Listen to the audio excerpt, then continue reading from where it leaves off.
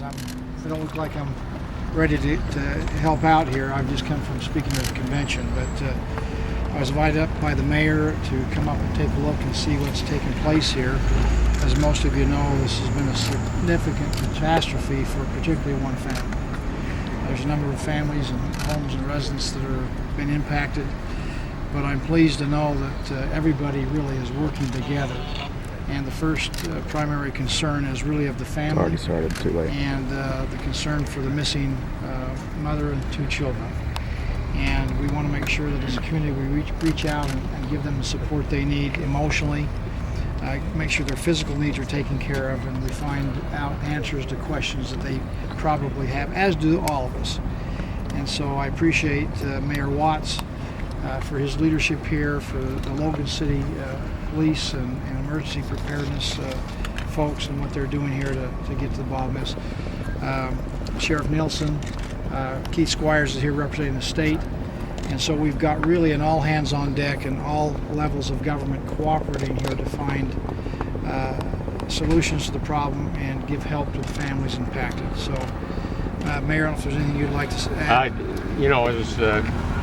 As the governor has mentioned, we've also had great support from the state. I mean, immediately yesterday when this thing started loading up, I received a phone call from Governor Huntsman and told me that he had whatever we needed to give us support, and we've had some really good people, really sophisticated people with the right equipment coming up here to make sure that we're giving this family the best opportunity we can to come out with a positive resolve to this, and we've gone to those measures. Can you describe that equipment and what the nature of the effort is? They come in with sound equipment, they come in with those special dogs, camera equipment, they know how to run it. They're one of the best 5 or 6 teams in the country, and they were here within an hour and a half of this disaster, and really added to our safety and to the overall working of this area up here on Canyon Road. Lieutenant Governor, you met with some of the family members? I have. Before I do that, and I'll answer that for you, let me just recognize Chief Meeker here, who's really been involved in this from the very beginning, again, helping to coordinate things, and the Chief deserves a pat on the back. We've got good people here for these kinds of circumstances. We talk about tabletop exercises and the training that goes into them, and then the real life incident happens. And so, again, I pay tribute to Chief Meeker and all those who've been involved in addressing the situation in a very professional manner. To answer your question, I have met with the family. They're obviously very distraught. They're concerned. They're holding out hope. And I've assured them that we'll make sure that their physical needs are taken care of. We'll give them every help that they need to help them feel good and know that the compassion of the community is here in an outpouring of love and concern for them. And you can see it. We've had 500 volunteers here today, 300 last night. Community coming together in a very different circumstance to help this family and others that have been affected too. So they're appreciative of that and holding out hope. What was the relationship with the people that you met with?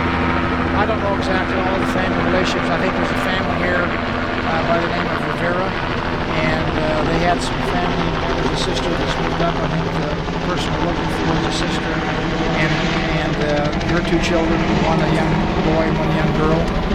And so I think it's a sister of those who are actually occupying the residence.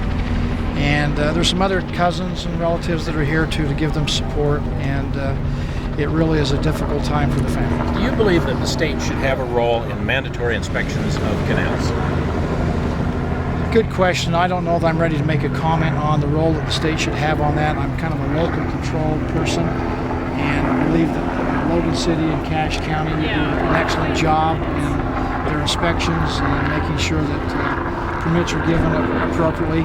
The state might have a role on the inter-county commerce, utilities, and we'd have to take a look at that. I know we certainly inspect transportation, roads and bridges and those kinds of things, but it's something we'll be looking at and reviewing in the future. Governor, would it concern you if there was no government entity that had a role in inspection at all?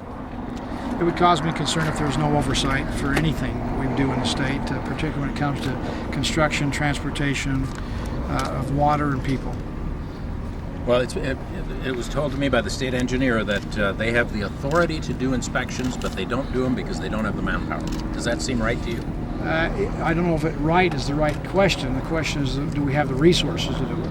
And it could be, and I don't know the answer to that because I haven't asked the question myself. But clearly there are limitations on inspections because of resources.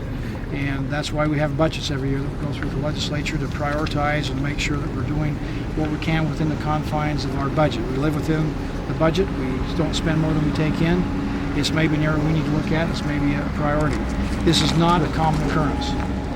This has not happened. I mean, these homes have been here for 70 plus years, and this is the first tragedy we've had. So I don't think we want to overreact either. We have compassion for the people, and we want to find answers to questions. Sir, while this is the first tragedy we've had, there's been landslides attributed to this canal in 1899, 1904, 2 times between 1904 and 1919, several times between then and the 1940s, several times in the 1940s, and several times in the 1970s. It seems to me that this is something that happens with some periodic regularity.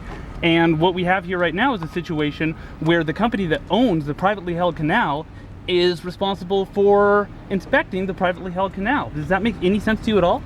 What's the question? The question is, does it make any sense to you at all that a company that owns a canal that runs water above hundreds of homes, is responsible with no oversight and no governmental inspection to inspect the canal by itself? I mean, it's not like Enron inspecting Enron.